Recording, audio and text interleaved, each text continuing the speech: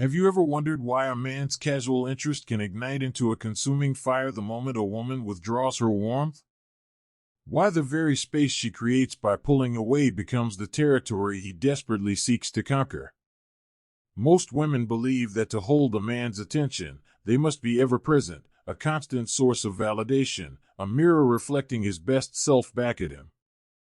They text, they call, they soothe his ego, and they make their emotional world revolve around his.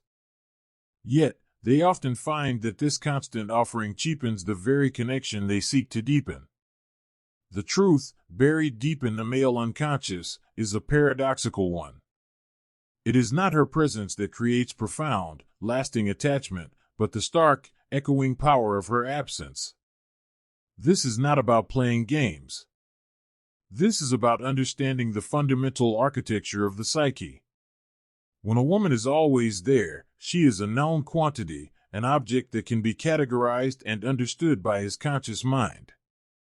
But when she pulls back her energy, her focus, her validation, she ceases to be an object. She becomes a question mark, a void. And the male psyche, like nature itself, abhors a vacuum. Into this void, he does not pour logic or reason. He pours his own unconscious material, his fears, his fantasies, his unlived life. Your absence becomes the blank canvas upon which he paints his masterpiece of obsession. The process begins with the ego. A man's ego, particularly in the early stages of courtship, is a fragile and hungry thing. It seeks constant reassurance of its power, its desirability, its central importance. A woman's attention is the primary nourishment for this ego.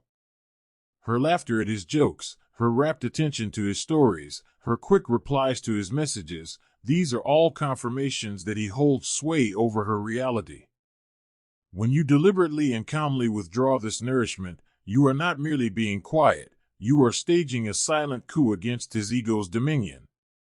The sudden silence is not empty, it is loud with meaning he cannot decipher.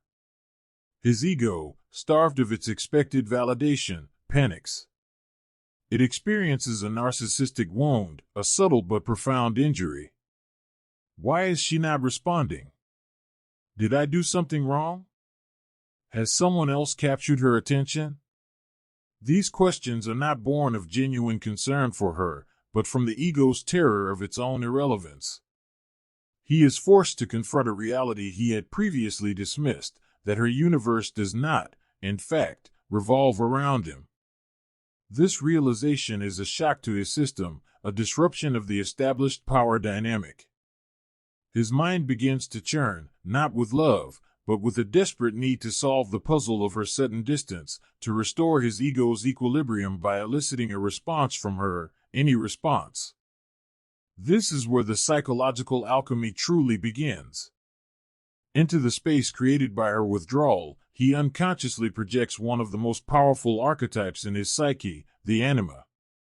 As Carl Jung described, the anima is the inner, feminine side of a man, an unconscious archetype of the ideal woman built from his earliest experiences with his mother and shaped by every significant female interaction thereafter.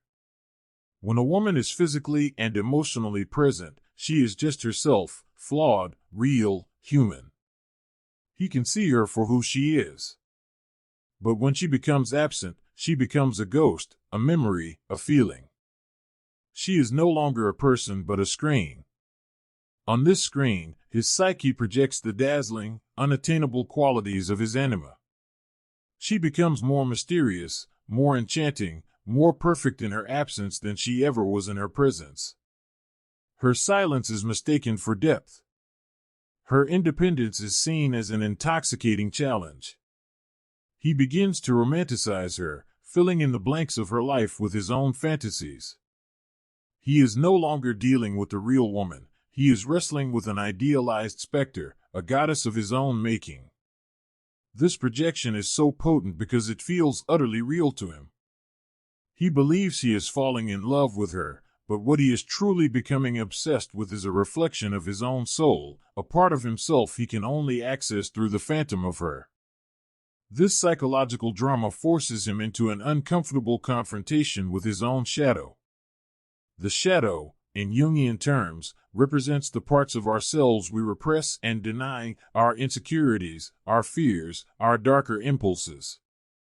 A man who defines his strength by his independence and emotional control often represses his deep-seated fear of abandonment and his own need for connection. When you are constantly available, you are unknowingly medicating this hidden wound. Your presence soothes his shadow's fear, but your absence rips the bandage off. Suddenly, he is left alone with his own unacknowledged anxieties. The discomfort he feels, he projects outward onto you. Your absence is not seen as an act of self-preservation or independence. His shadow interprets it as a malicious act of rejection. He might feel a surge of anger or frustration, a desperate need to label you as crazy or a game player.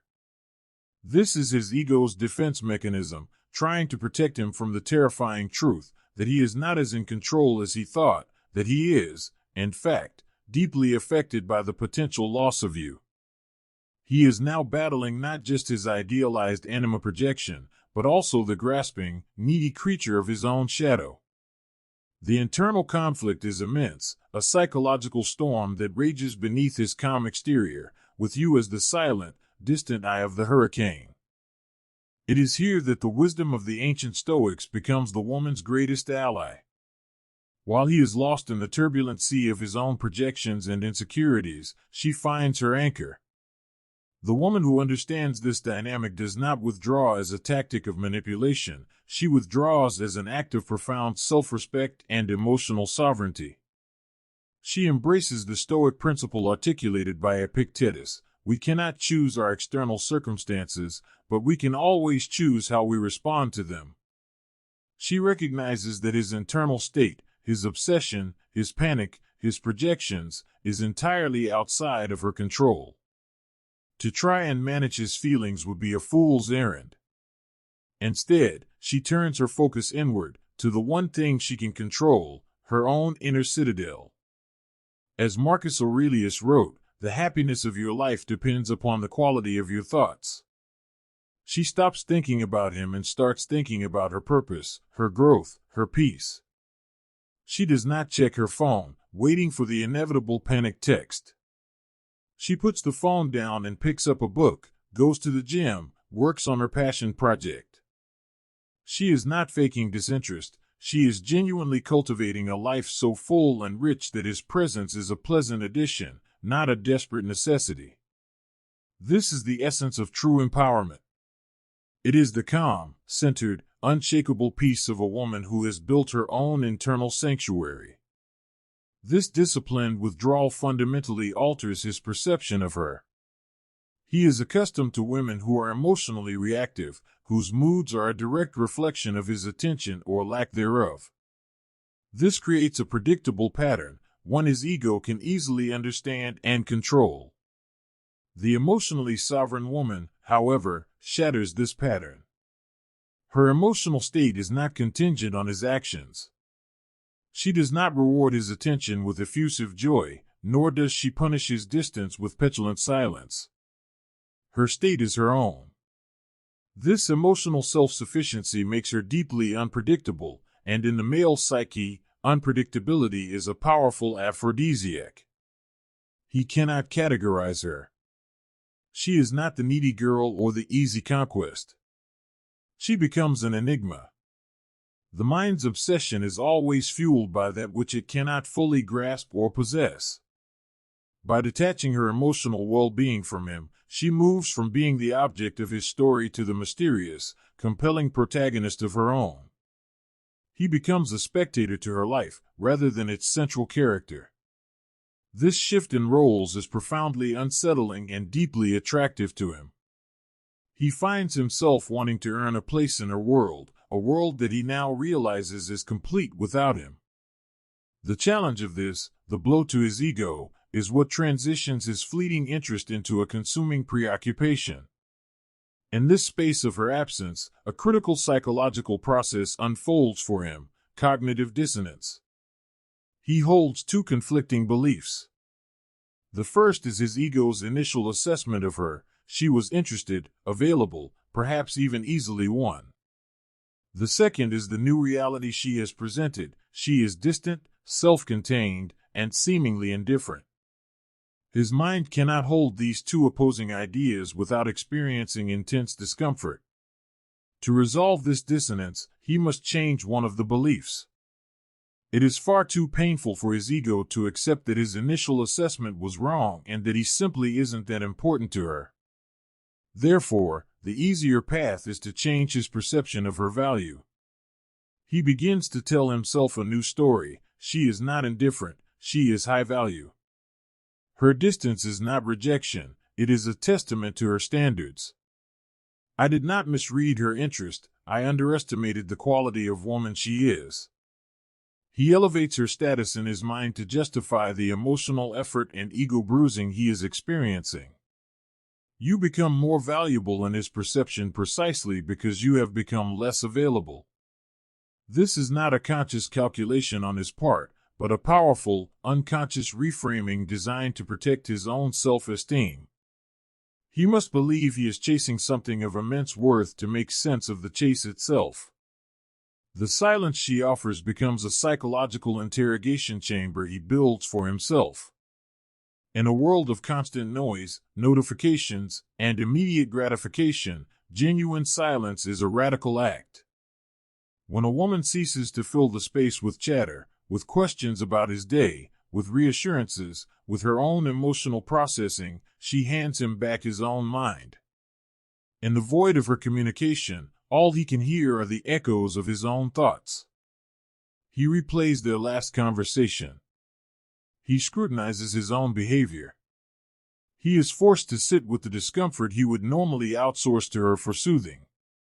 This self-confrontation is excruciating for the man who is unaccustomed to introspection.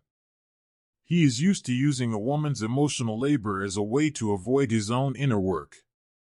She is the sounding board, the therapist, the cheerleader. By withdrawing this service, you are not being cruel, you are holding up a mirror. And in that mirror, he sees not you, but himself, in stark and unforgiving detail.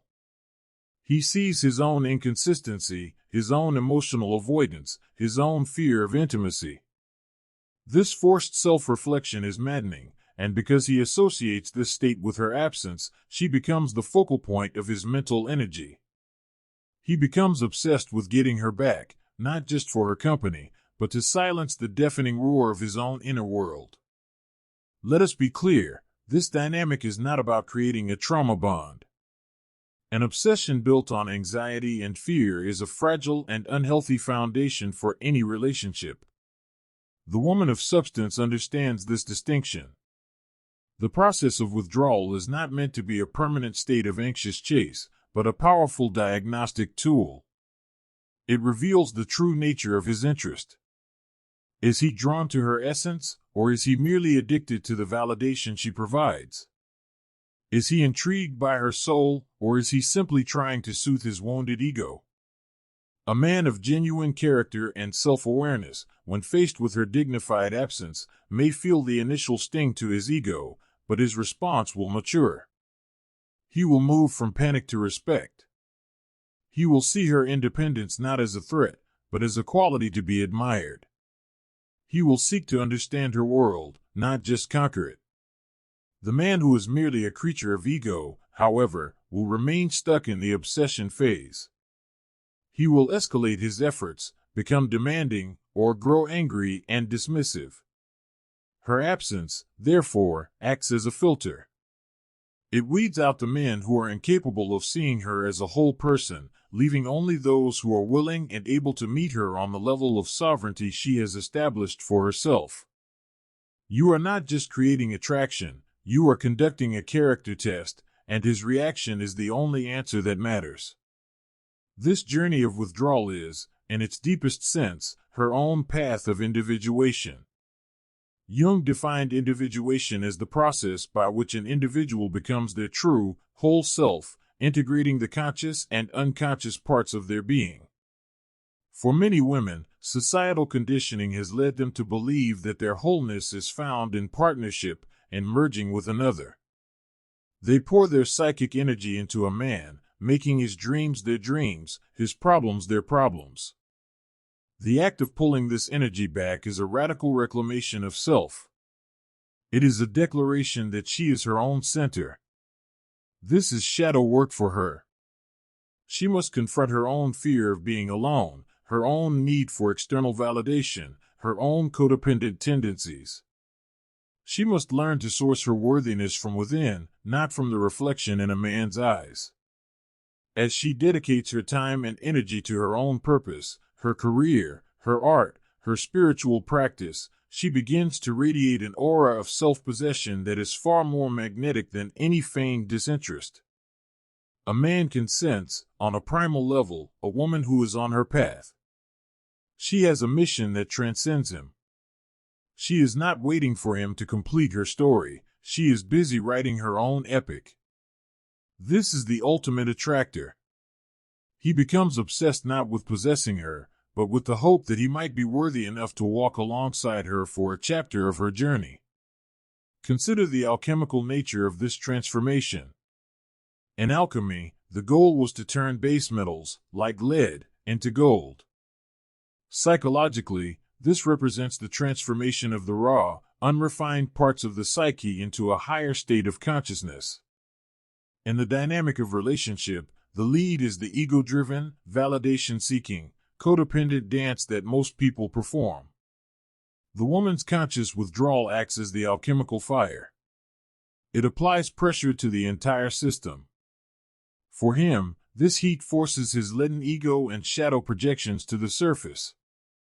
He is cooked in the crucible of his own anxieties and fantasies.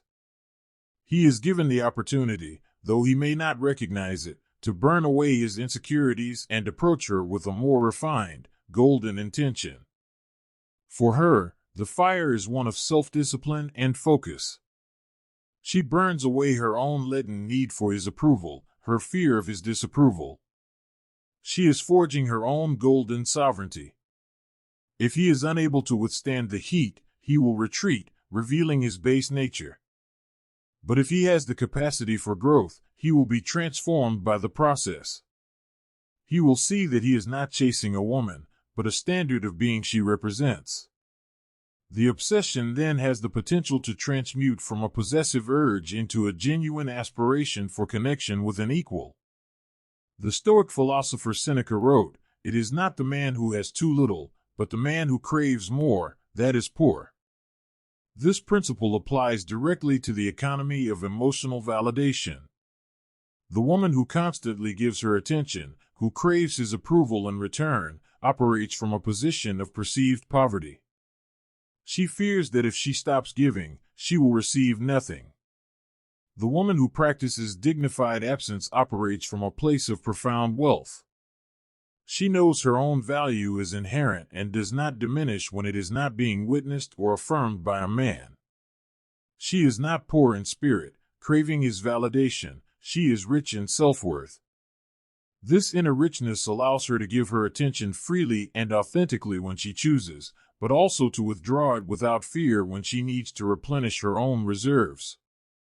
He, on the other hand, is suddenly revealed as the one who is poor. His craving for her validation, his desperation to close the gap she has created, exposes his own inner lack. He becomes the beggar at the gates of her attention. This inversion of the typical dynamic is disorienting for him. He, who is accustomed to being the provider and the one who is sought after, is now the one in a state of craving. This feeling of lack is what fuels the obsessive loop in his mind, the constant desire for more of that which he cannot have on demand. This dynamic is also a direct challenge to the modern trauma response of an anxious attachment style. A woman with an anxious attachment style feels a deep, instinctual panic when she senses distance from a partner. Her nervous system screams at her to close the gap, to text again, to ask for reassurance, to seek connection at all costs to soothe her fear of abandonment. For you, if this is your pattern, the practice of intentional absence is the most difficult and most healing work you can do. It requires you to sit in the fire of your own anxiety without reacting. It forces you to learn to self-soothe, to become your own secure base. You must become the calm, reassuring parent to your own frightened inner child. Each moment you choose not to act on your anxiety, you are rewiring your brain. You are teaching your nervous system that you will not die without his immediate response, that your survival is not dependent on his approval. When he eventually returns, and a man of interest almost always will return to investigate the silence, he returns to a woman who is different from the one he left. He returns to a woman who is more centered, more solid, and less easily shaken. He senses this newfound strength, and it commands a new level of respect. He is no longer dealing with a reactive girl, but a responsive woman. The man's psyche is inherently goal-oriented, driven by the desire to solve problems and achieve objectives. When a woman makes herself the constant, reassuring center of his emotional life, she inadvertently removes herself from the category of goal. She becomes part of the landscape, a comfortable feature of his environment. But when she withdraws, she transforms herself into a puzzle, a challenge, a mountain to be climbed. His mind, wired for conquest, now has a target. The obsession is not simply emotional, it is neurological. His brain begins to experience an intermittent reward system, similar to the mechanism that makes gambling so addictive. When his attempts to connect are sometimes met with her warm presence, when she chooses to engage, and sometimes with her silent absence, his brain releases dopamine in anticipation of the reward. The uncertainty of the reward makes the craving for it even more intense. He finds himself thinking about her constantly, not because of some magical quality she possesses, but because his brain has become addicted to the pattern of her unpredictable availability. You must understand this. You are not just withdrawing your emotions, you are creating a neurological state of craving in his mind. The less predictable your response, the more powerfully his focus locks onto you as the source of his potential reward. The essence of feminine mystery has been romanticized for centuries, but at its core, it is simply the state of being unpossessed. A woman is mysterious when her inner world is her own. A man cannot read her every thought, predict her every mood, or anticipate her every need. Her power lies in her self-containment. By being constantly available and emotionally transparent, a woman sacrifices this mystery. She hands over the keys to her inner kingdom, and soon he grows bored of exploring a land he has already fully mapped. Absence is the act of reclaiming your territory. You close the gates to your inner world, not to be cruel, but to remind both him and yourself that entry is a privilege, not a right. He now stands outside the walls, able to see only the high towers of your strength and the glow of your inner fire. He does not know what is happening inside. Is she happy? Is she with someone else? Is she thinking of him at all? This lack of information is a torment to the logical, fact-gathering male mind. He will try to breach the walls with texts, with calls, with grand gestures. But the woman who understands this power knows that the mystery is maintained not by what she says when he comes knocking, but by the strength of the walls she maintains when he is away. Her value is intrinsically tied to the sovereignty of her inner world. When a man is confronted with the stark reality of a woman's emotional and physical absence, his memory begins to play tricks on him. The human mind has a tendency to romanticize the past and smooth over the rough edges of reality, a phenomenon known as rosy retrospection. In the vacuum you leave, his memory selectively edits your history together. The minor disagreements fade away. The moments of boredom are forgotten. What remains are a series of hyper-idealized highlight reels. He remembers the exact way you smiled in a particular light, the sound of your laughter, the feeling of your touch. These memories, now untethered from the grounding reality of your day-to-day presence, become more potent, more perfect. He is essentially falling in love with a curated collection of his own memories about you. This curated ghost is perfect. She never had a bad day, never challenged him in ways that were uncomfortable, never revealed her own messy humanity. This is a dangerous and seductive trap for him. He becomes obsessed with regaining the person in his memories, a person who, in truth, never fully existed. His quest is not to reconnect with you, the real woman, but to recapture a feeling, a perfect moment that now exists only in the museum of his own mind. He is haunted by the most perfect version of you, a version that only your absence could create. Ultimately, the journey of detachment leads to a state of enlightened indifference. This is not the cold, dismissive indifference of someone who is playing a game or nursing a wound. This is the warm, peaceful indifference of the Stoic sage, the one who has truly conquered their own inner world. It is the realization that your happiness, your worth, and your peace are entirely generated from within. They are not gifts to be given or taken away by any man. At this stage, his obsession becomes irrelevant to you. It is a storm happening on a distant shore. You can observe it with a sense of compassionate detachment, but you are no longer swept up in its currents. Whether he calls or not, whether he is obsessed or has moved on, your inner state remains constant. You have successfully unhooked your well-being from his behavior. This is the ultimate freedom. The irony is that this state of being is the most attractive a woman can achieve. A man can feel this energetic self-sufficiency. He recognizes that he is in the presence of a woman who does not need him, and this makes him want to be chosen by her more than ever. The entire dynamic has been inverted. The chase is over because she is no longer running. She is standing still in her own power, a lighthouse of self-possession. The woman who knows her worth doesn't chase, she chooses.